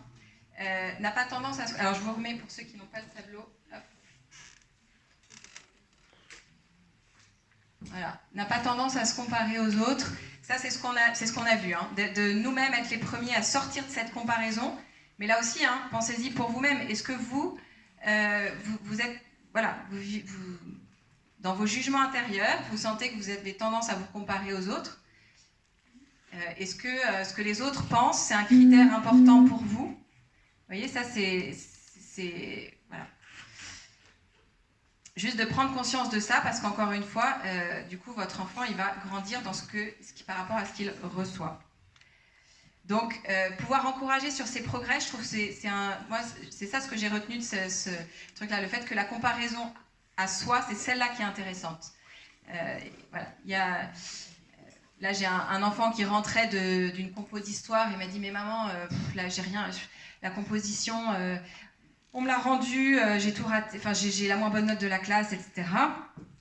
Et en fait, et là, c'est de pouvoir dire, mais attends, qu'est-ce qui s'est passé? Qu'est-ce qui a été difficile pour toi? Et en fait, de vraiment intérieurement se dire, mais voilà, ok, j'ai conscience qu'il y a eu des meilleures notes, j'en prends note dans ma tête, mais en soi, c'est pas ça qui compte, c'est toi, qu'est-ce que tu n'as pas compris, de quoi tu as besoin pour progresser la prochaine fois, de quoi tu as besoin. Tu es en apprentissage, tu es en phase d'apprentissage, donc c'est normal, tu vas apprendre, vous voyez, et de pouvoir voir, et là, il est rentré, il avait de nouveau une compo à faire, et il m'a dit, ah maman, j'avais tout en tête pour écrire, mais juste, j'ai pas eu le temps. Et ben, le progrès, il est là. En fait, le progrès, c'est que là, tu as vu que tu pouvais faire. Parce que la dernière fois, tu es rentré, tu m'as dit les compositions, j'y arriverai jamais, c'est trop compliqué, je comprends jamais rien au sujet. Et là, tu rentres et tu me dis que tu avais tout en tête pour écrire et tu as manqué de temps. Bah, voilà, tu as progressé. Au moins, tu vois que les compositions, en fait, tu as réussi à trouver un plan, tu as compris le sujet. C'est ça le progrès. La prochaine fois, tu t'organiseras dans ton temps, tu verras comment tu fais. Voilà. Mais vous voyez, c'est de pouvoir souligner le progrès. Se mettre dans cet état d'esprit. Voilà. Se montre original ou se contente d'imiter les autres. Alors, voilà, là aussi, je vous disais, hein, s'il y a un enfant qui est sensible au sweatshirt, machin, ou paire de baskets, machin, en fait, se dire, c'est l'âge, vraiment, c'est l'âge, où la confiance en soi passe par les pairs, le groupe, autant enfant, il cherche à correspondre aux attentes de papa, maman et recevoir tout l'amour de papa, maman. Mais la persona, vous voyez, elle se construit, qu'on a vu tout à l'heure, elle se construit à l'âge ado. Comment il parle, mes copains, comment il s'habille, ça donne vraiment un sentiment d'appartenance qui peut vraiment aider à la confiance en soi. Donc, plus tard, il comprendra qu'il n'a pas besoin de ce sweat exactement le même que le copain, etc. Mais voilà, en tout cas, ça peut être un truc de l'âge qui passe et qui peut aider. Se considère a priori aimé des autres, fait des remarques bienveillantes sur sa personne. Donc là aussi, c'est de s'écouter nous-mêmes. Hein, le parent, lorsque vous parlez tout haut, en fait, qu'est-ce que vous dites de vous-même? Ou qu'est-ce que vous dites de lui? Vous voyez, mais dans votre façon, vous, de vous parler à vous-même, l'enfant va intégrer ça aussi, cette manière de se parler.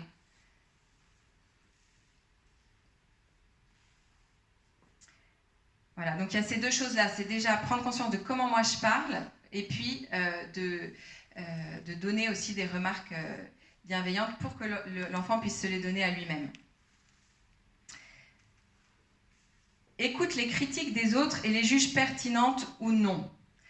Alors ça, de pouvoir aussi accompagner notre enfant là-dedans, juger de la pertinence des remarques et des critiques qu'on lui adresse. Ça, c'est une saine confiance en soi, une saine estime de soi, ça permet de juger de cette pertinence. C'est-à-dire qu'il y a des remarques que je reçois, que je mérite de recevoir. Voilà. Et donc, c'est de pouvoir... Et puis, il y en a d'autres qui sont complètement injustifiées. Et une bonne confiance en soi permet de discerner, de se dire, voilà, qu'est-ce que j'accepte et qu'est-ce que je refuse. Vous voyez, et c'est d'accompagner notre enfant là-dedans, en fait. Vous voyez, s'il y a, par exemple, une institutrice qui ne refait que des remarques sur ce qui manque, ne souligne jamais, tu soulignes jamais comme on a demandé, tu utilises jamais les bonnes couleurs, tu vas jamais à la ligne comme on a demandé, tu respectes pas les consignes. Bon, s'il y a que ça, alors que vous, justement, vous voyez que, en fait, il a fait vachement d'efforts dans son écriture, par exemple, c'est de pouvoir apporter cette remarque complémentaire. Vous voyez, et le remplacer par un et, tu pourras faire attention à sauter des lignes la prochaine fois, comme c'est la consigne, tu vois. Mais de compléter d'apporter aussi ces remarques en fait sur les progrès, sur les réussites, pour que l'enfant puisse faire la part des choses. Vous voyez, quand vous avez conscience qu'il y a un prof qui est particulièrement dur, c'est de l'aider l'enfant à faire la part des choses. Là, ce prof, il a dit telle chose, mais en fait, voilà, c'est son problème. Toi, t'as fait ta part. Lui, il voit tout ce qui manque, il voit qu'il n'est pas content avec ce que tu as fait, mais voilà, il n'est pas content.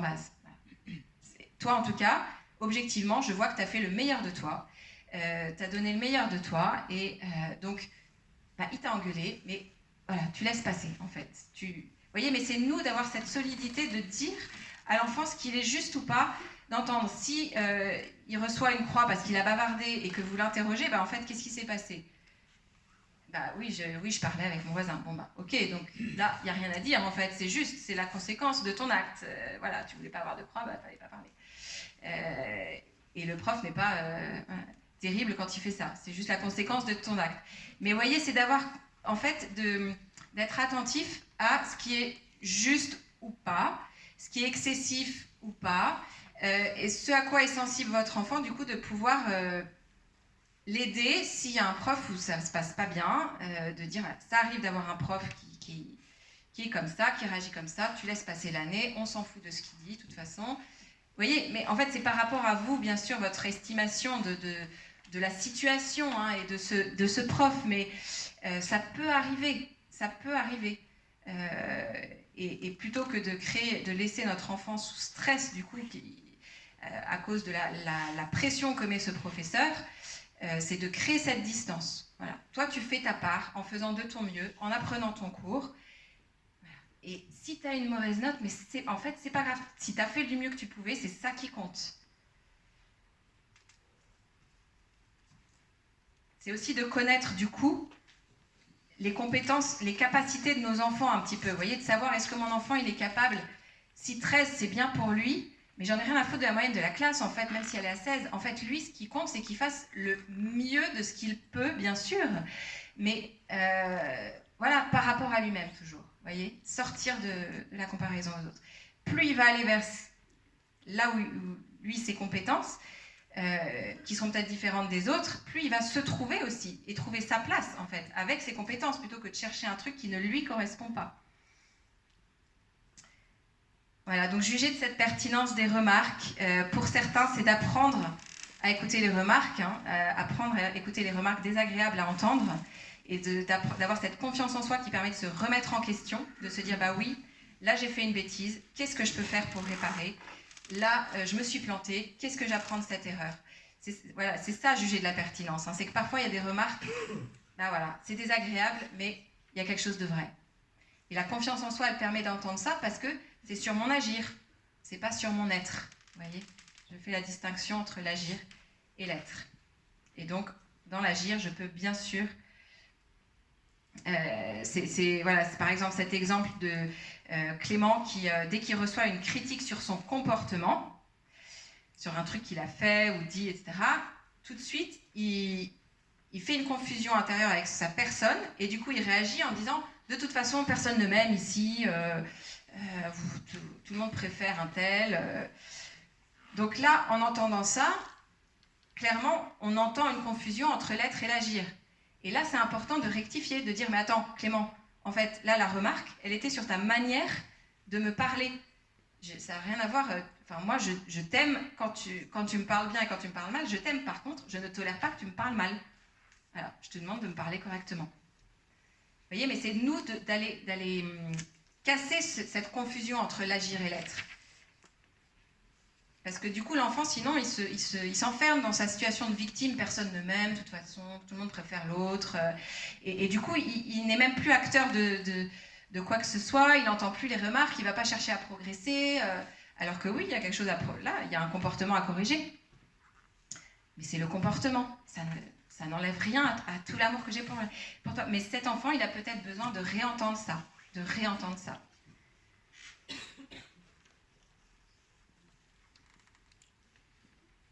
Voilà, donc notre enfant ou notre ado, c'est de l'aider à stopper cette confusion entre amour de lui, entre sa personne et ce qu'il a fait. Se console quand il commet des erreurs ou subit des échecs. Alors ça, c'est notre rapport à l'échec, notre rapport à l'erreur. Voilà, intéressant de prendre conscience de ça. Je vous invite juste à prendre conscience de ça. Bah, vous, quand vous faites une erreur, quand vous commettez une erreur, comment ça se passe? Qu'est-ce que vous vous dites? Qu'est-ce que vous en faites? Est-ce que vous culpabilisez pendant 5 jours? Est-ce que vous ruminez un dialogue qui vous fait du mal? Est-ce que vous vous dites, bon, qu'est-ce qui s'est passé? Qu'est-ce que je vais faire pour réparer? Peut-être que je pourrais passer un coup de fil pour voir ce qui s'est passé, reparler des trucs. Voilà. En tout cas, par rapport à ça, commettre des erreurs ou subir des échecs, c'est est-ce qu'on est une famille dans laquelle on a le droit de faire une erreur, de se tromper et de se relever, de traverser un échec, une déception, voilà. Est-ce que c'est stressant de rentrer à la maison avec une mauvaise note? Est-ce qu'on peut en parler simplement? Est-ce qu'on croit chez moi, est-ce qu'il y a cette croyance qu'un échec n'est pas définitif et que c'est possible de se tromper et de rapprendre derrière, croire en sa capacité d'apprendre? Ça, c'est une marque de confiance en soi.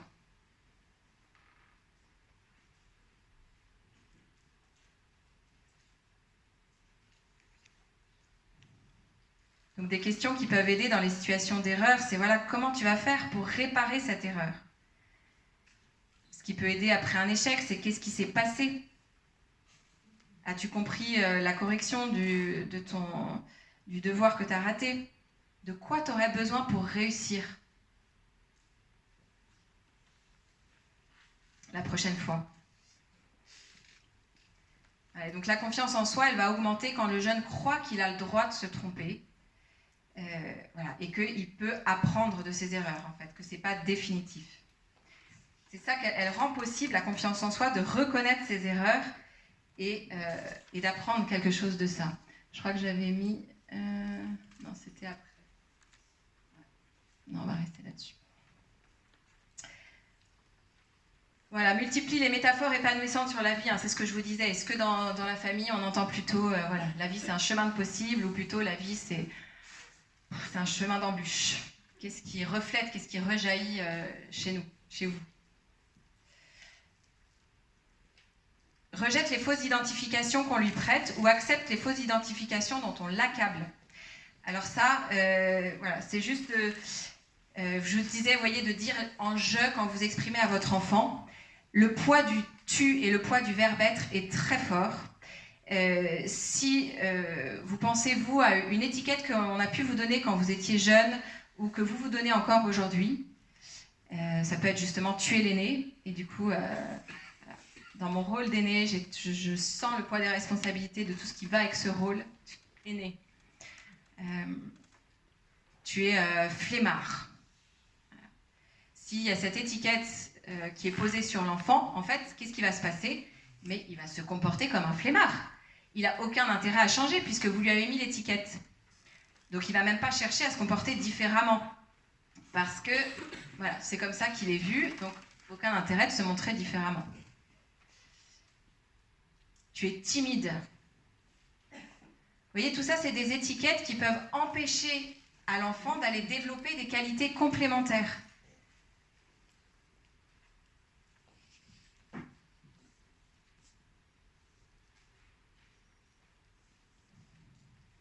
Donc, Bon, on va pas trop s'arrêter là-dessus pour pas trop déborder dans le temps, mais c'est juste pour vous donner concrètement ce que vous pouvez faire quand il y a une étiquette qui vous vient là. Oh, mais qu'est-ce que t'es maladroit, non mais qu'est-ce que t'es lent, etc. S'il y a ça qui vous vient au bord des lèvres, de comment changer ça. Déjà, de remplacer la généralité par la nuance. Les toujours, les jamais, ça enferme. Ça enferme. Si l'enfant entend qu'il est toujours comme ça, qu'il est dans votre regard, dans votre... Voilà, il est toujours comme ça, il ne va pas chercher à changer. Il va se persuader, se comporter comme ça. Donc plutôt parfois, quelquefois, en ce moment. Vous voyez, ce vocabulaire, en fait, c'est des mots, mais ça veut dire tellement de choses. Si vous dites en ce moment, ça veut dire que vous croyez qu'il va pouvoir faire autrement. Donc je vous ai mis des exemples, voilà, au lieu de dire tu es lent, de dire tiens, en ce moment je trouve que tu fais tes devoirs lentement.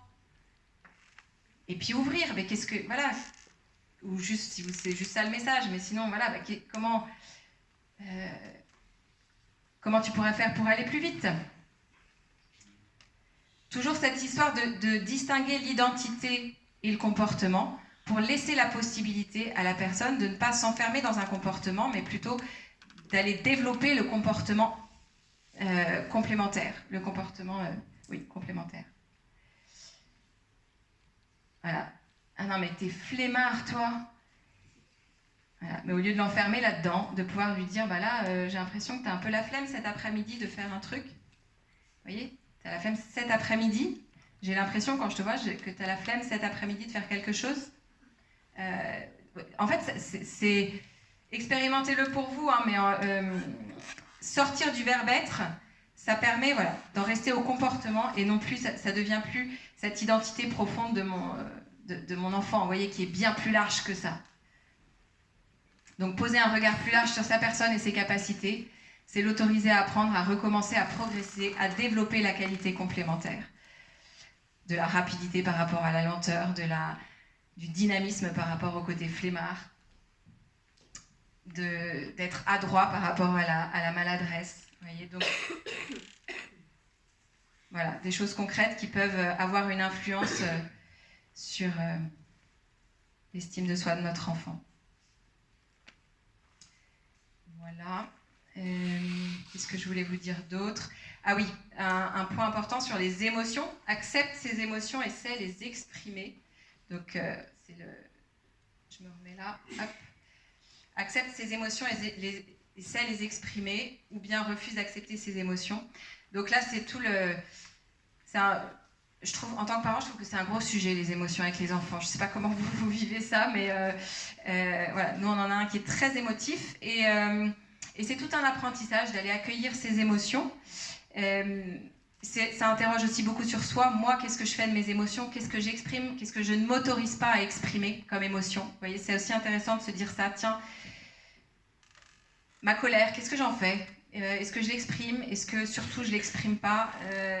Ma peur, qu'est-ce que j'en fais? Voilà, donc tout ce monde des émotions. Et puis avec nos enfants, du coup, de pouvoir accueillir l'émotion, en fait, elle est ni bonne ni mauvaise. Vous voyez, elle est là. Et il la vit, il la traverse. Elle est là en nous, mais lui, c'est pareil. Elle est là, l'émotion. Là où on peut avoir un jugement moral, c'est sur ce qu'il va en faire. Voilà, donc, ok, je comprends que tu es de la colère, mais je t'interdis de parler avec autant de violence à ton frère, ou je t'interdis de taper ton frère, tout simplement. Voilà, donc si tu as cette colère, si tu vis cette colère, je comprends, mais dans ces cas-là, tu sors, tu vas faire un tour d'abord, et puis on en reparle après.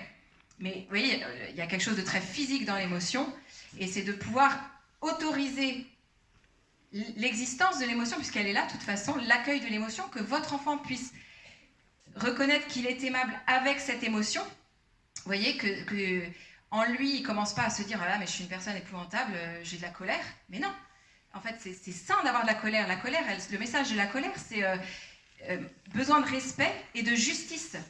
Donc heureusement qu'on a des réactions de colère dans la vie et dans le monde. On a besoin de gens qui se mettent en colère, les AFC, heureusement qu'ils se mettent en colère face à certaines choses qui se passent. Parce que c'est une réponse, en fait, saine à ce besoin de respect et de justice. Simplement, voilà, il y a quelque chose à accompagner dans le comment tu vas faire, comment tu vas l'exprimer. Est-ce que c'est j'achète un pushing ball à cet enfant qui a besoin de... Voilà, physiquement qui est assez nerveux, est-ce que trouver des moyens, est-ce que c'est l'écriture, est-ce que c'est la musique, voilà. Mais quelque chose où la colère va pouvoir sortir. Et puis nous, être dans cet accueil de se dire, j'accueille l'émotion, mais pas forcément la manière dont elle est exprimée, je vais accompagner sur ça. Et puis, un enfant aussi qui est débordé de ses émotions, c'est aussi à nous de poser le cadre, de dire stop, voilà, là, voilà, j'entends que tu es énervé, j'entends que tu es en colère, voilà, maintenant, voilà, on arrête là et on passe à autre chose. Parce que des enfants qui débordent, il y a certains enfants qui sont particulièrement sensibles, les émotions ils peuvent eux-mêmes être débordés par leurs émotions, et à ce moment-là, nous, parents, c'est à la fois d'être à l'écoute, pour accueillir, que l'enfant se sente reconnu dans ce qu'il vit et que c'est OK qu'ils vivent tout ça. Mais ils ont aussi besoin d'un cadre qui va dire stop. Vous voyez, ça va les sécuriser, de dire là, voilà, on en a parlé, voilà, j'entends ça, je comprends. Maintenant, allez, on passe à autre chose. Qu'est-ce que tu vas faire maintenant? Voilà. Et de poser le cadre, de pouvoir dire stop, parce que lui-même, il peut avoir du mal à le faire avec lui-même. Il se laisse déborder. Voilà, ça c'était par rapport aux émotions. Donc être dans l'accueil et puis faire confiance aussi. Voilà, faire confiance en fait, parfois on peut avoir ce réflexe tout de suite de vouloir rassurer l'enfant. Vous voyez, un enfant de primaire qui sort en disant « Ah, aujourd'hui Arthur, il n'a pas voulu jouer avec moi ». Là aussi, commencer par accueillir « Ah ouais, Arthur n'a pas voulu jouer avec toi, et du coup, comment ça s'est passé pour toi ?» Parce que là aussi, si vous lui dites « Ah mais c'est horrible, Arthur n'a pas voulu jouer avec toi. Ah non mais c'est trop triste, c'est horrible ce qui t'est arrivé, etc. » Bah, en fait, là, ça parle de vous. Vous auriez trouvé ça horrible que Arthur joue pas avec vous dans la cour de récré. Peut-être que vous l'avez vécu même ça quand vous étiez en primaire et que vous avez trouvé ça très dur. Mais peut-être que votre enfant, on ne sait pas comment il l'a vécu. Commencez par vous intéresser. Et comment ça s'est passé pour toi? Vous voyez, sinon il va se dire « Ah oui, c'est horrible ce que j'ai vécu. Ah ouais, en fait... » Ou alors il va se sentir pas du tout entendu dans ce que lui avait envie de dire à ce moment-là. Ça m'est arrivé avec ma fille qui commence à me dire « Ah maman, c'est horrible, ce DS de maths là, j'ai tout foiré. En fait, j'étais prise par le stress. » Et moi, du coup, mon réflexe, c'est de dire « Ah bon, le stress, mais... alors, comment ça s'est passé, ton stress? À ce moment-là, tu étais stressée. » Donc moi, j'étais dans ma tête, allez, je vais lui donner des trucs pour gérer son stress. Et là, elle me coupe et elle me dit « Non, maman, là, tu me saoules avec ton truc de stress, c'est pas du tout, je voulais juste te raconter ma journée. Et là, tu commences à embrayer avec le stress. » Et ben, j'en ai pris pour... c'était une bonne leçon de dire, en fait, l'écoute, c'est d'aller écouter justement qu'est-ce qu'il veut me dire plutôt que d'interpréter « Ah ouais, c'est juste... elle était stressée, c'est ça qui s'est pas bien passé, etc. » Et d'elle-même, elle m'a dit « Mais en fait... parce que du coup, le lendemain, je me suis excusée, je suis désolée, je t'ai pas bien écoutée, etc. J'ai interprété en fait ce que tu voulais me dire et j'ai compris que c'était pas le stress qui avait été le problème, juste j'étais déçue d'avoir raté ce truc. Et elle m'a dit mais oui, en fait, je sais très bien, c'est le premier DS de l'année, je rate tout le temps cette épreuve-là parce que c'est un truc de vitesse, mais après je rentre dedans et je sais faire. Elle avait ses solutions, vous voyez. Donc là, c'était une bonne leçon pour moi de me dire vraiment de rester dans l'écoute de ce que mon enfant veut dire plutôt que d'aller interpréter un truc qui ne correspondra pas forcément. Peut-être une fois ça tombera juste, mais il y a trop de risques que ça tombe à côté. Vous voyez, donc c'est... voilà. Et donc Arthur, il n'a pas voulu jouer avec toi. Qu'est-ce qui s'est passé? Voilà. Et ben, finalement, je suis allée jouer... en fait, je suis allée faire du ping-pong. Il y avait plein de monde à la table de ping-pong et du coup, c'était super sympa. Ben voilà, il a réussi. Ah ben super, bravo, tu as réussi. Et là, je vais pouvoir... voilà. Et puis, si c'est pas ça ce qui s'est passé, bah de l'accompagner, de dire mais comment tu pourrais faire? Du coup, s'il y a un enfant qui joue pas avec toi, comment tu pourrais faire? Voilà. Donc c'est avoir cette phase d'écoute, parce que souvent les solutions, l'enfant les a en fait. Et donc d'être dans le mais comment tu pourrais faire? Qu'est-ce qui s'est passé et comment tu pourrais faire? Voilà. Par rapport à la confiance en soi, donc la suite. Pour ses compétences. Voilà, juste, je regarde s'il y avait des choses que je voulais vous dire particulièrement. À une vue optimiste, positive de ses projets, persévère malgré les obstacles et les échecs. Là aussi, ça revient. Hein. Quelle est, nous, face aux obstacles et aux échecs, notre attitude? Entretient un dialogue optimiste et positif. voilà, ça reprend ce que je vous ai expliqué jusqu'à maintenant. Vous l'avez du coup en résumé, toutes ces façons d'être et de faire qui peuvent être aidantes en fait. Et confiant de réussir, donc là, voilà, est-ce que moi j'ai cette confiance qu'il peut réussir? Est-ce que j'ai cette confiance qu'il a ses capacités, ses compétences? Alors je vous ai mis là quelques exemples de dialogue pour accompagner ça. Favoriser la persévérance malgré les obstacles et les échecs. Vous voyez, quand un enfant dit « c'est trop difficile, je ne comprends rien », bah, comment tu vas faire? Et de quoi tu aurais besoin? Et s'il n'a pas d'idée, bah, vous allez suggérer des choses. Est-ce que ça t'aiderait que je prenne un prof particulier là en ce moment sur quelques séances pour te réexpliquer la physique?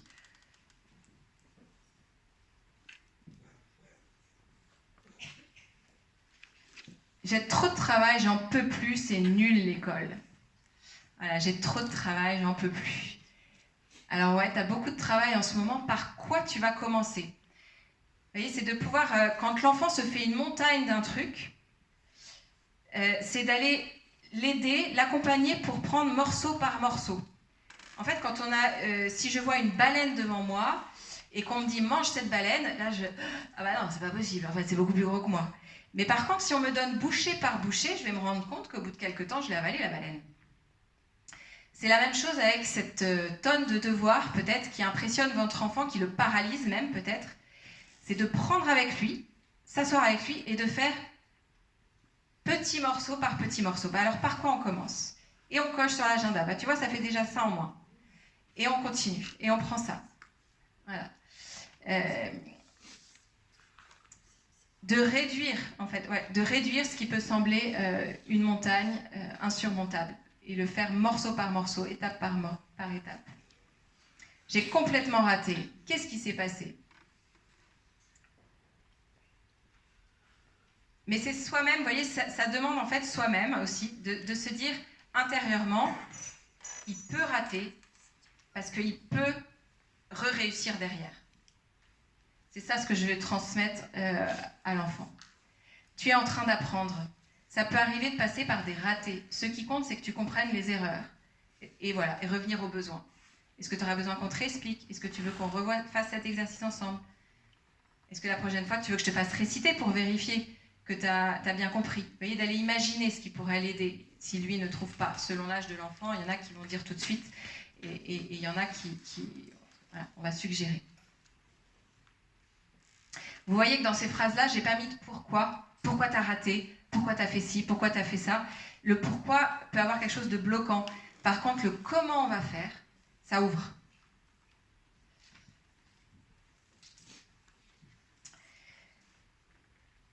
Voilà, donc dans la confiance en soi, prend des risques, c'est ce qu'on a dit sur les expériences, se rappelle ses succès passés, soyons la mémoire de nos enfants, faisons-leur se souvenir de ce qu'ils ont réussi. Vous voyez, quand tout d'un coup il y a un truc raté qui prend toute la place, on a l'impression, rappelons les succès. Voilà, c'est pouvoir être cette mémoire de nos enfants, dire mais ouais, tu te rappelles la dernière fois quand même, tu m'avais rapporté un devoir d'anglais, etc. Accueille les compléments et les félicitations des autres. Ça, c'est vraiment la condition pour grandir, de s'ouvrir à l'accueil des compliments et des félicitations. Voilà, donc là, il y a une part qui ne dépend pas complètement de vous. Nous, ce qu'on peut faire, c'est remémorer, c'est dire, c'est donner. Et puis, voilà, il peut y avoir besoin d'une aide extérieure si l'enfant ne s'ouvre pas à ça. Il y a quelque chose qui bloque. Voilà. Et puis, ça peut être aussi, du coup, à un moment, de lui dire, tu as le choix, tu vois, il y a tout ça. Tu as raté cette fois-là, là, tu as réussi, toi, tu continues à voir ce que tu as raté, mais qu'est-ce que tu choisis de voir, en fait, dans ta vie, toi? Qu'est-ce que tu choisis de regarder? Tu as le choix. Tu vois, tu as autant réussi que raté, là, et toi, tu regardes ce qui est raté, qu'est-ce que tu choisis? Tu as le choix de continuer à voir ce qui est raté ou aussi de voir ce qui est réussi. Voilà, je m'apprête à terminer. Et confiant d'être à la hauteur des tâches proposées. Voilà, ça c'est aussi lié à la question de est-ce que j'ai le droit de rater? Je vais me lancer, je vais oser si je sais que j'ai le droit de me tromper. Demande de l'aide et est confiant de l'obtenir. Une personne, il j'ai rencontré trop de jeunes, notamment des lycéens, qui se disent « Non, et moi je demande de l'aide à personne, je me débrouille tout seul, je suis indépendant comme ça. » Et comme si c'était ça la confiance en soi. Mais non, mais non. La confiance en soi, c'est justement de reconnaître ses forces et ses faiblesses. Et conscient de ça, du coup, je peux donner là où j'ai des forces et être aidé là où j'ai des faiblesses. Vous voyez ? Et c'est OK, en fait, d'aider et d'être aidé. Je peux avoir besoin de demander de l'aide. Voilà. Et donc là, en tant que parent, si vous commencez à demander de l'aide à vos enfants, à exprimer, là, écoute, c'est trop pour moi en ce moment, j'ai besoin, tu m'aides avec ça, ou vous revenez là, avec plein de courses, j'ai besoin d'aide pour vider ça. Voilà, demandons de l'aide à nos enfants pour qu'eux sachent que c'est possible de demander de l'aide tout en ayant, en gardant, voilà, en fait, c'est ce qui montre qu'on a confiance en soi. Voilà, cherche le défi et l'aventure, aime relever les défis et se sent encouragé à la suite de ses réussites. Voilà, donc tout ça qui va favoriser cette confiance en soi. Voilà, la confiance en soi, c'est la capacité à supporter l'écart entre l'idéal et la réalité. Et donc nous, c'est d'accompagner notre enfant à ça, de supporter cet écart-là. Lié aussi à notre humanité, à nos faiblesses. Et puis je termine avec cette phrase d'un livre très beau, Amour et estime de soi de Michel Esperza. La voie la plus sûre pour nous apprécier correctement passe par le regard de celui qui nous aime davantage et mieux. Là se trouve la source la plus sûre de liberté et de paix intérieure.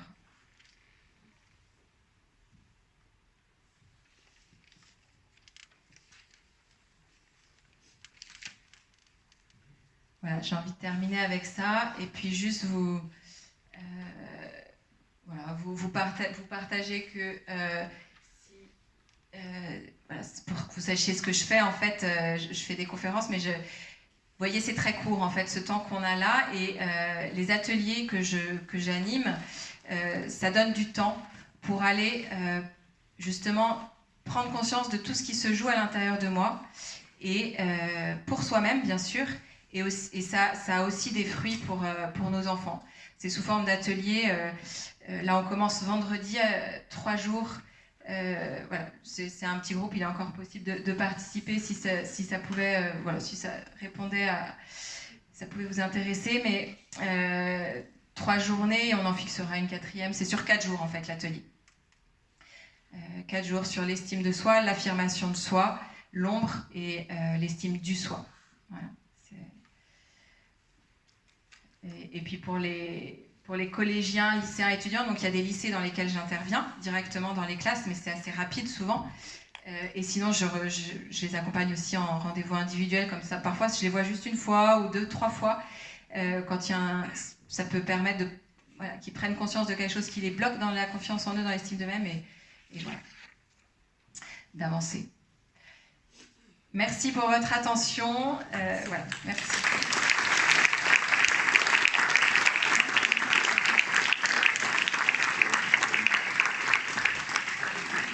Question.